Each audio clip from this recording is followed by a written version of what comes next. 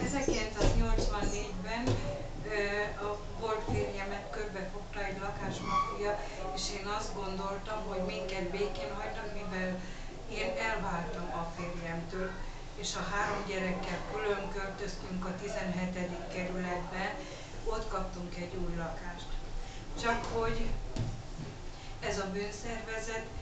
észrevétlenül, de mindig ott volt a háttérben, ahogy beköltöztünk a lakásba, rögtön bejártak kulccsal a lakásba,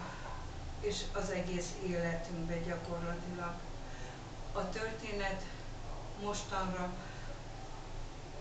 ott kerekedett ki, hogy elvették a lakásomat,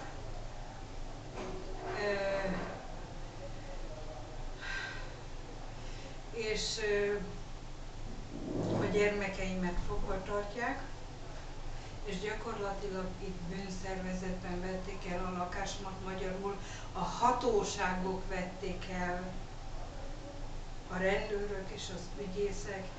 Én úgy gondolom, ők állítottak embereket az egész családra, hogy mérgezéssel megöljenek minket,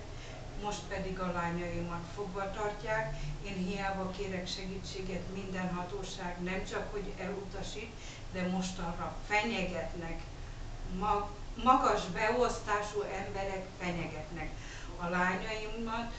a fölöttünk, ahol most lakom, a fölöttünk lévő lakásban több mint egy éve ott fogva tartják, de már 2009-ben elmondtam a nyomozó ügyésznek, aki megkapta ezt az ügyet, hogy a lányaimat fogva tartják azért, hogy ne derüljön ki, hogy valójában bűnszervezetben vették el a lakásomat, hogy az egész életünkre törtek. Hozzá kell tennem azt, hogy 1 hónapja tudom körülbelül azt, hogy konkrétan tudom, hogy a testvérem, pontosabban a húgom mindvégig, nem csak a férjem, de a húgom is mindvégig benne volt a bűnszervezetben, aki az egész család ellen dolgozott, és a húgom mind a 3 lányomat mostanra eladják férfiaknak, ebből él, kimondottan ebből él, és hiába kérek segítséget, a gyerekeken senki nem segít, hiába jelentem az ORFK-n, az ügyészségen,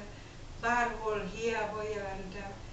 nem kapok segítséget, a gyerekeket pedig szó szerint fogva tartják és tudják dolgoztatni, arról nem beszélve, hogy rendőrök járnak oda, és rendőrök verik a lányaimat. Szó szerint megkínozzák, pontosabban a testvéreim, és a vele együtt a fogvatartók pontosabban, akikkel együtt fogva tartják a lányaimat, azok, én azt gondolom, hogy azok hívják a lányaimra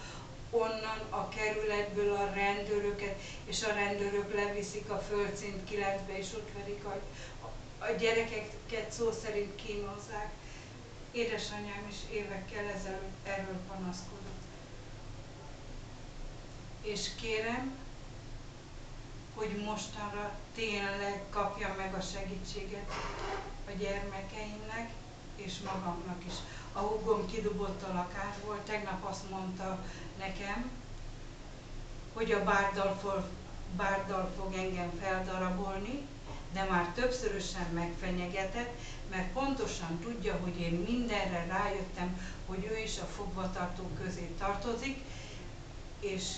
ebből a nem is tud dolgozni más,